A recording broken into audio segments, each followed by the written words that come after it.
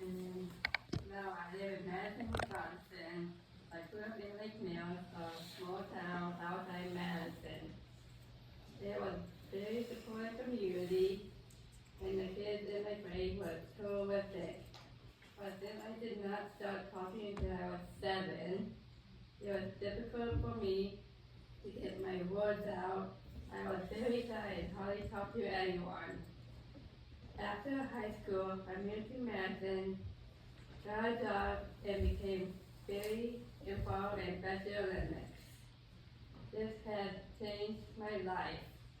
After being selected to go to the USA Special Olympic Games in Orlando, Florida in 2022, I took a global messenger class. I put together a speech for a class, and I gave a speech at the going away ceremony for the games and talked in front of several hundred people. A year ago, I was part of the snow shooting team for Special Olympics USA at the World Games in Italy. I won a gold medal. In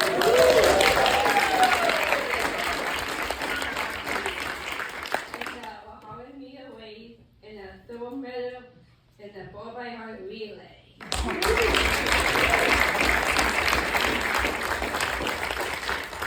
In addition, I am also very involved in Special Olympics known as BSSO. It is a unified program with UW students. On Monday, they have book club. Thursday, they have fitness class. We play flag football and ball. That's fun in the spring. They also put social events like dances and tournaments. The UW students are so nice and so much fun to be around that I become very comfortable talking to them. I work full-time at Merida Hospital. I am still processing transporter where I transport folks from the sterile area to the clinics. I love the job. Everyone is so nice. My coworkers are very supportive and feel very comfortable talking and joking with them. I love my job. I love being involved in Special Olympics. It has made such a difference in my life.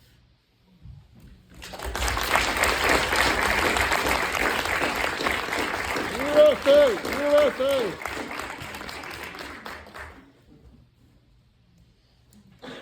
All right, I'm Kathy, I'm Annie's mom, so No introduction there.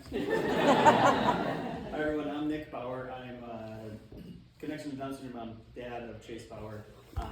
Also, I was on the board for DISA and previously MADS for 4 or 5 years there, so I'm still active in that community. So I'm Chad Blackburn. My son is Caleb. He's 11, and my wife's the more expert. But she's with Caleb today, so glad to be here. My name is Chris England. I have a son with Down syndrome, Ollie. He's 12 years old. I am also involved with Chi-Chi's Playhouse. I'm currently on the board of directors as the board secretary.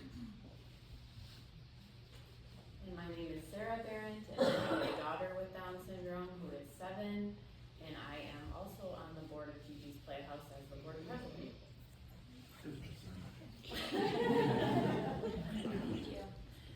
One thing that I think was fun is as we were recruiting for the panel, we had a lot of times our goal is to have like a wide spread of ages and that kind of thing, and we ran into a lot of activity conflict because the families were all involved in different sporting events for their individual with Down syndrome, and so they weren't able to come today, which I think is really fun. Best problem to have. Best problem to have. So we're obviously very happy to have you here, and I'm not saying it like that. I just think it's fun that we have so many folks that are busy doing sports right now, and that's part of what we're going to talk about today. So because our focus is on nutrition and movement, we're going to kind of focus our questions on that. So we're going to kind of do a two-part. So we'll start first with just talking about eating. Some of these questions may be more relevant to others on the panel, so you can kind of just, pass if you don't feel like you have more context to share. But we wanted to know kind of what the early feeding experiences were like for your child and your family, and how they are now, and what supports felt most helpful to you throughout your feeding journey. So we'll just kind of go down the row again as folks feel inclined to first.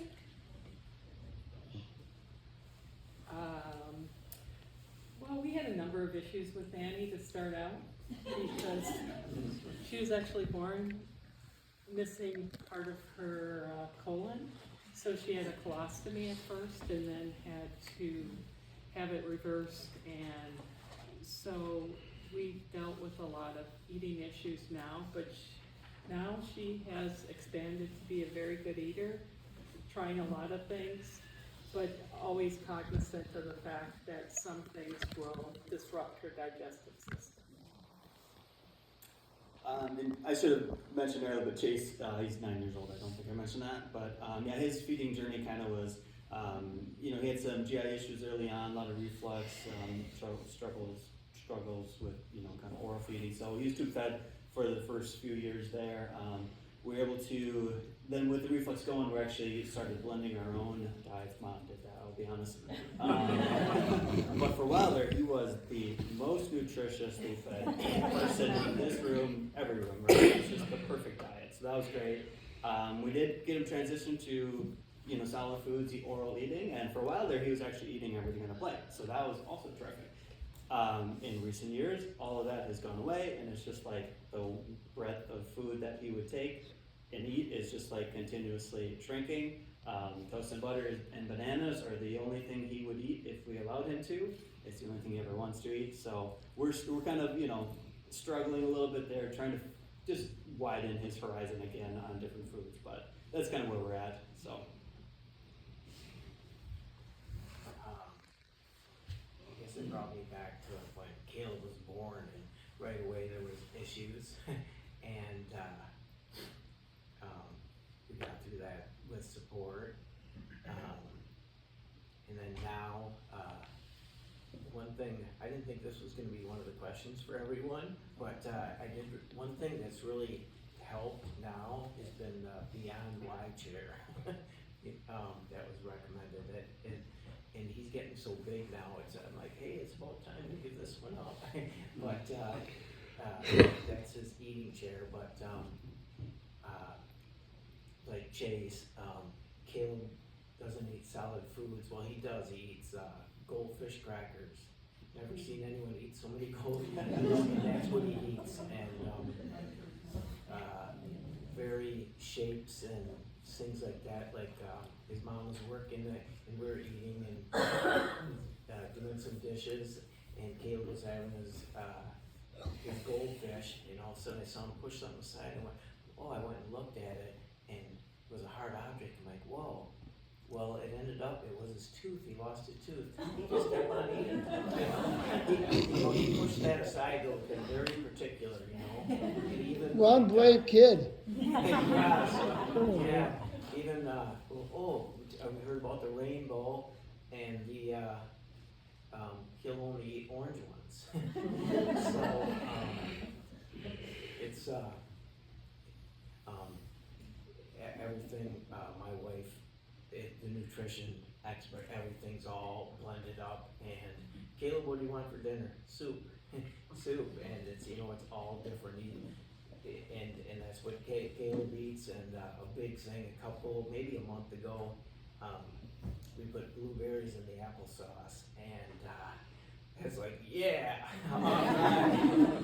so I'll pass. When my son Ollie was born, he had a heart defect. One of the side effects of that was that he wasn't able to latch on, and he wasn't able to suck very well. So early feeding relied a lot on gravity and letting the milk or formula just drip into his mouth.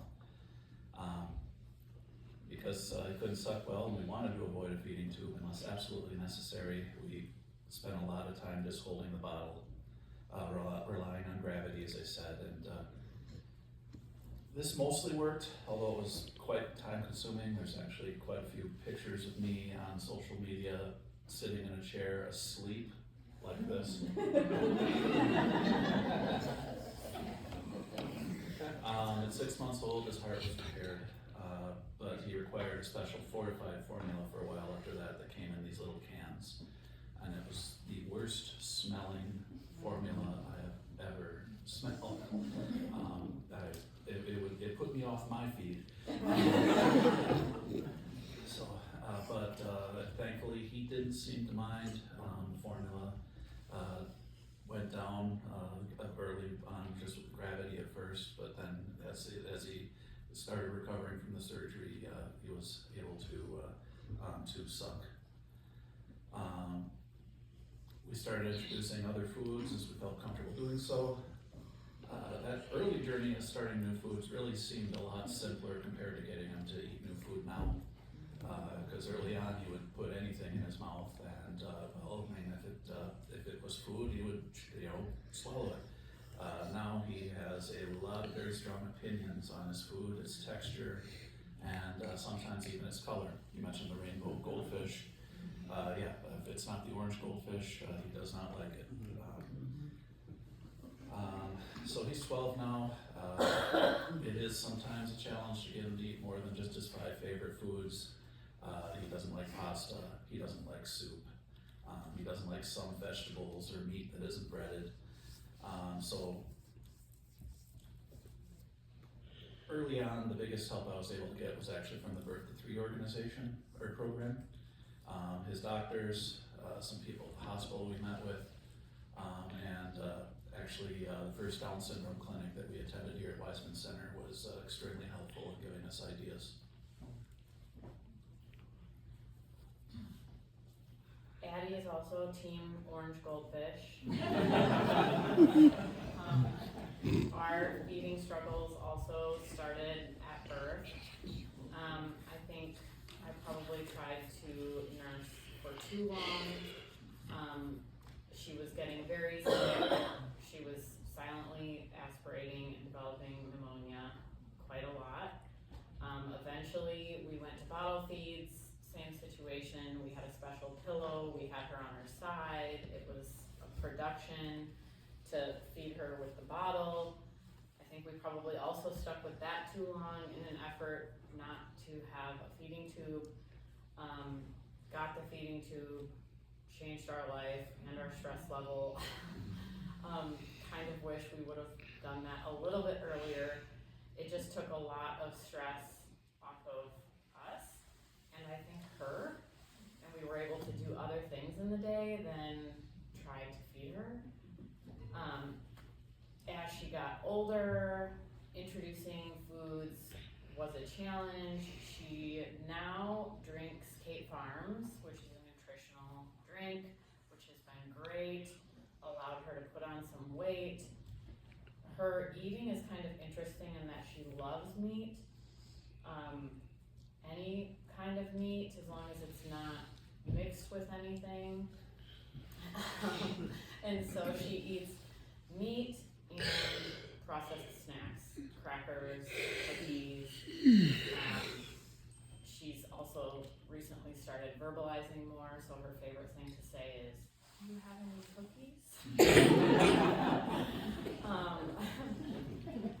We found feeding therapy at UW to be helpful. She also very quickly mastered the technique and was amazing in therapy appointments at doing the touch it, smell it, lick it.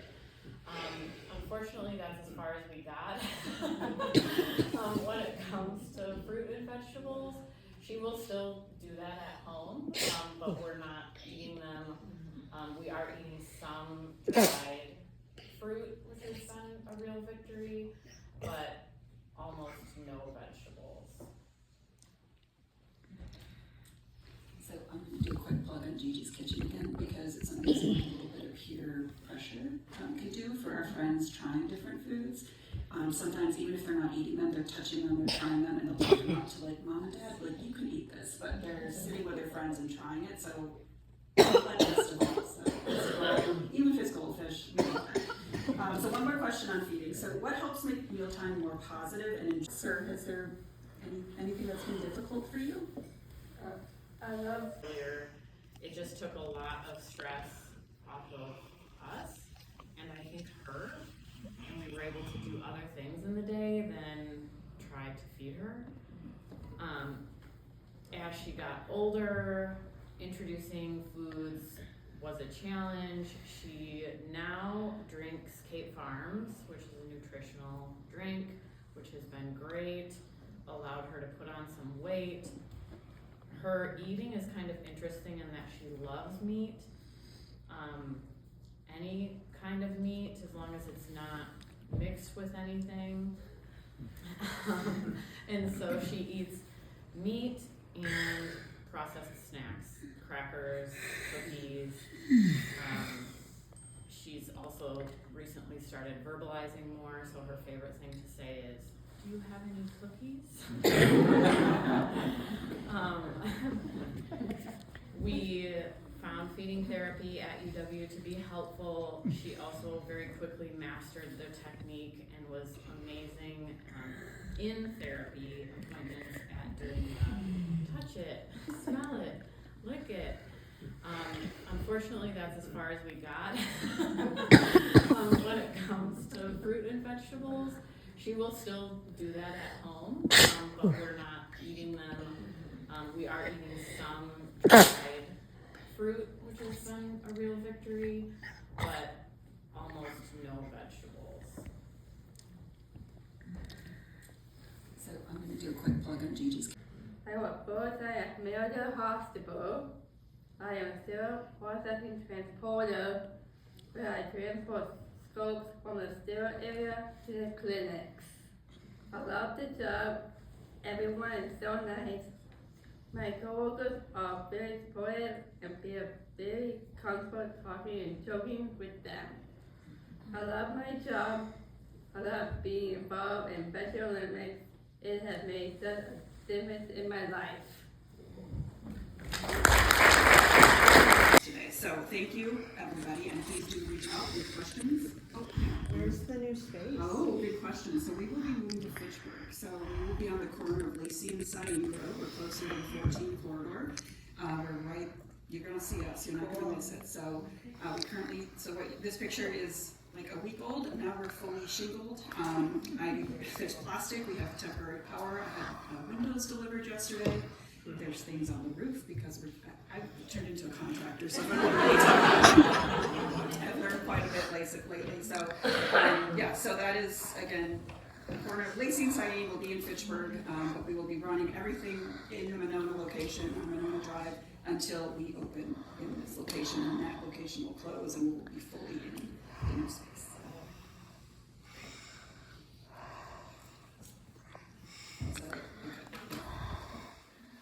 All right, so we'll have, I think we'll just start closest to me and move down the row, to have folks introduce themselves, and let us know your connection to the Down syndrome community. And Annie, when we get to you, tell us a little more about yourself. I know you're very busy, so tell us about your jobs, activities, sports that you're involved in.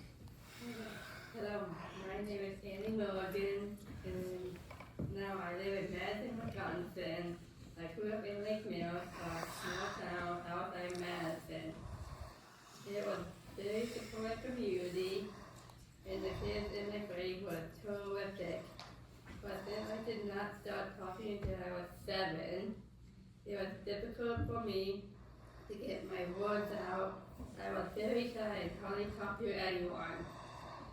After high school, I moved to Madison, got a job, and became very involved in Special Olympics. This has changed my life. After being selected to go to the USA Special Olympics Games in Orlando, Florida in 2022, I took a global messenger class.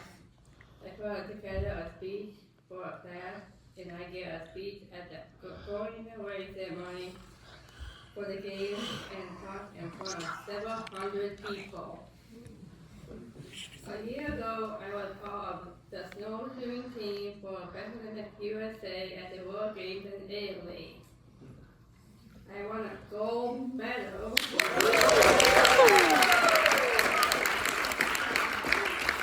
A 100-meter weight and a silver medal in the 4x100 relay.